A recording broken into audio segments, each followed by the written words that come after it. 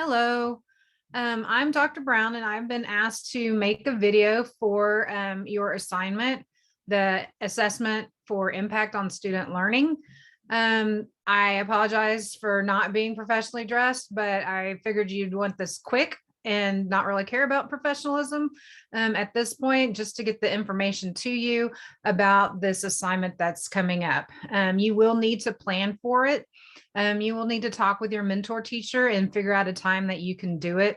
And then carry it out. So there are several steps that you're going to need to do. And let me pop over to, let me just share my desktop. That'd be easier. So this is in Blackboard. This is the assignment. In essence, what this assignment is for is to let TEA know and us know that you know how to collect data, analyze it, and use it to change the way that you teach or change what you're teaching. And so that's really in essence what this is. So you can pick any topic. Work with your mentor teacher. So for example, maybe you're working on parts of speech. And so you may do a unit on parts of speech, and that's perfectly acceptable. We have an example here on volleyball that I'll show you later on. It could be scales, just different things. I'm trying to remember all the content area, but just get with your mentor teacher, and you want to teach a series of at least 3 lessons that are related to each other. So for instance, with the volleyball one, they're going to do one with passing, one with serving, and I forget what the third one is, but you hopefully you get the idea for that. What you will do is, before you even write the lesson plans, you're going to do a pre-assessment. And that's going to look different for everybody. Sometimes it's going to be a performance assessment where can they do it? Can they not do it? Sometimes it's going to be a paper and pencil. Do they understand? Can they identify parts of a sentence? So those type of things. And you will use this assessment. First of all, you need to use the assessment is identify the objectives that you're going to be assessing. Either make the assessment, or you can use a pre-made one, either from your mentor teacher or maybe a benchmark, part of a benchmark test. If you're in one of the tested areas, it could be a quiz. It's really up to you what that looks like. But make sure that you have enough questions that you can determine, have the students at the end mastered your objectives, what you set out for them to learn. And so that's the assessment piece. So you'll have this pre-assessment, you'll administer it, then you'll see where the students might be stronger in, what area, what objective they might be weaker in. And you're going to create a lessons, like I said, minimum of 3, maximum of 5 of the topic. And you're going to teach the lessons, and then you're going to give the post-assessment. And it's the same exact one that you gave on the pre-assessment. So you're not having to rewrite the assessment. Again, make sure though that they're assessing the objectives that you set forth in your lesson plans.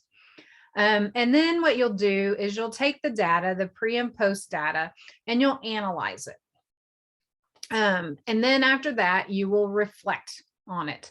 Now, with the analysis, to me, if you think about Bloom's and the analyze level of Bloom's, to me, just because of my science brain, I look at it as dissecting.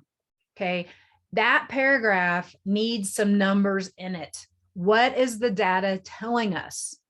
Okay, paint the picture of just what the data is, not the interpretation of the data, that comes later, But what is the data telling us? So 50% of the kids, of the students, were able to correctly serve the volleyball or correctly show or play the C scale, or correctly identify parts of a sentence.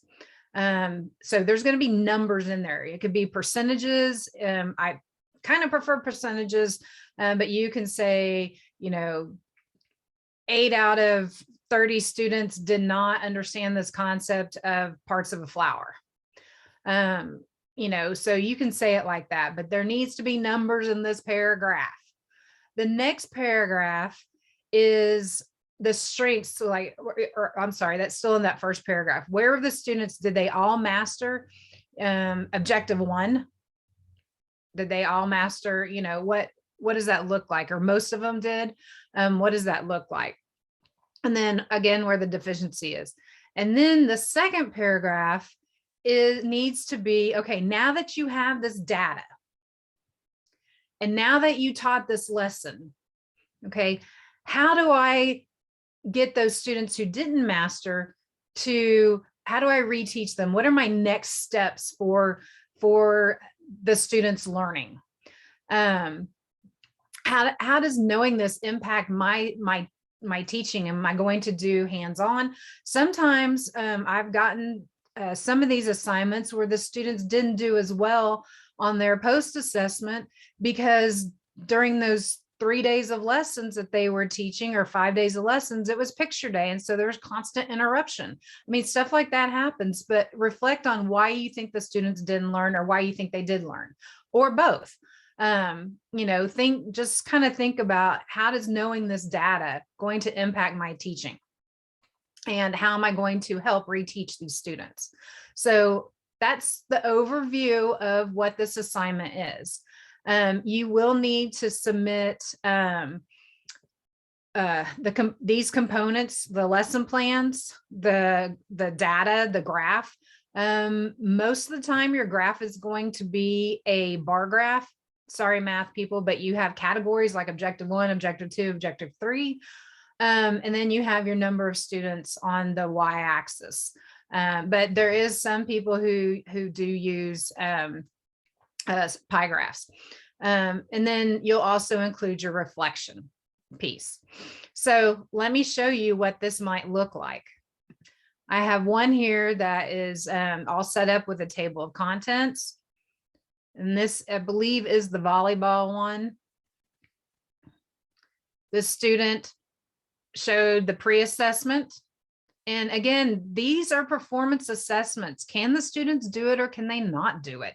Are the students' thumbs crossed when they do whatever it was that they're supposed to be doing? And so it could be as simple as a yes or no. Either they can do it or they don't. There's no in between, right? So you can do something like this. And I'll show you another example. Then the student has her lesson plans. She's got the objectives, the TEKS, all the stuff she's going to need, just typical of what you'd put in a regular lesson plan that we've taught you. I know you know by now how to write a lesson plan. And so this is all her lessons. And then this is the post-assessment.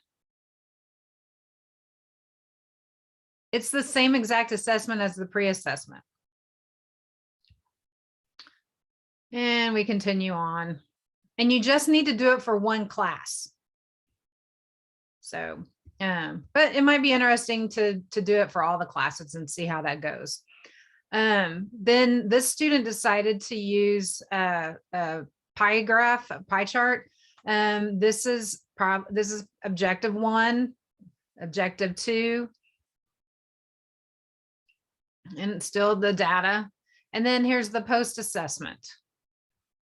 And so we can compare this first objective where we have 12 and 14. And now we have 22 who can do it and 4 who still can't do it correctly. So we see some growth in there. And that's what the reflection should talk about. And here's the students. Notice that there's numbers in this paragraph. We need numbers. Okay. And I guess she combined all of the interpretation of it as well. So there's definitely two parts of this. Let me find you another data table. This one was for volleyball as well. You can use the data table that is in Blackboard that's called the fake data. But we really want you to collect the data yourself and make an Excel or do however it makes sense for you to collect. We do not need the demographics. This is just what this is on the B column. Here's the pre-assessment for objective 1 and the post-objective. So it's set up a little bit different. So there was no change in this student. And then she did it for the pre-assessment for objective 2 and the post. So there was some improvement in this student for objective 2. And it just goes on from there. So your data table may look like that. So there needs to be some kind of data table and some graphical representation. So a table and a graph that represents the data. With that, I think I have covered everything. If not, feel free to email me and I might be able to offer some clarification. Again, yours may not look like this, but that's okay. You know what you need to do. You know how you need to do it. Have a discussion with your mentor teacher and figure out where you can teach 3 lessons that go together. So think of it as a mini unit. Or even as a unit, that 5 lessons could quantify as a unit. So just think about that and start preparing ahead of time. You've got some data collection and stuff to do. So anyway, I hope that helps. I hope you're having a great semester for student teaching. I know it's fast and furious and it's hard to keep up with things, but you will get past this.